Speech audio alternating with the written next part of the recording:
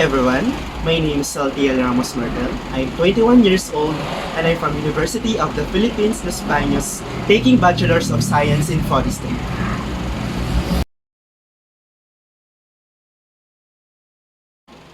Ang technology para sa akin ito ay halos napapakinabangan natin sa araw-araw.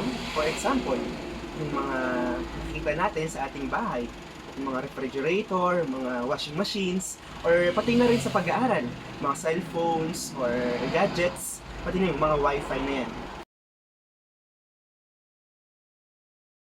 Ano nga ba ang purpose or benefits ng technology? Ito ay makakatulong sa atin sa pang-araw-araw ng pamumuhay. Ito ay napapadali ang paggawa. For example na lang, yung mga miners natin, sila ay gumagamit ng mga machines upang mapadali yung paghukay. Di katulad noon na mano-mano yung paghukay nila, ginagamit nila yung pala or kung ano pang kagamitan. For example na rin ay yung sa pag-aaral natin ngayon.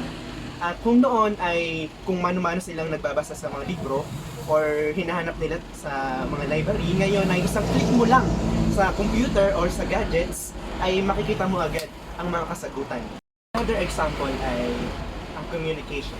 Kung noon ay umaabot ng taon or buwan bago mo ma-receive yung mensahe mula sa sender, ngayon ay dahil sa makabagong teknolohiya ay segundo pa lang or minute ay matatanggap na agad ng sender or ng receiver yung message mula sa sender.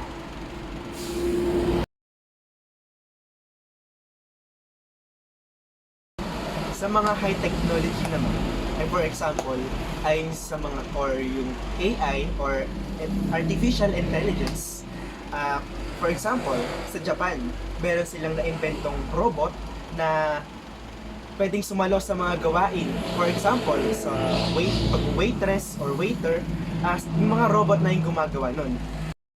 Recently lang, kaninang umaga ay sa balita, mayroong isang company sa ibang bansa na ang CEO nila ay isang artificial intelligence.